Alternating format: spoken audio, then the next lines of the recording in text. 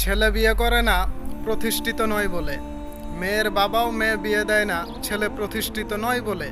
এখন ছেলে মেয়ে করবেটা কি বলুন?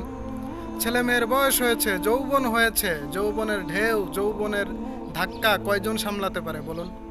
100 জনের মধ্যে 10 জন যৌবনের ঢেউ সামলাতে পারে, আর 90 জন তারা কি করবে?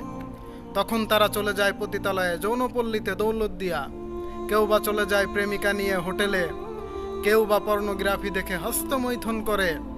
যৌবনের এই বীর্য, এই শুক্রাণু, এই অমূল্য সম্পদ দিনের পর দিন, বছরের পর বছর নষ্ট করে।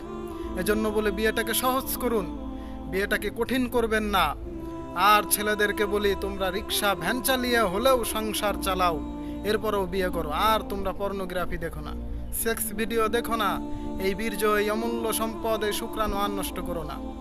শুধু যে ছেলেরাই আজকাল পর্নোগ্রাফি দেখে তা নয়, মেয়েরাও দেখে। সুতরাং বলি, বিয়েটাকে সহজ করুন, বিয়েটাকে সহজ করুন।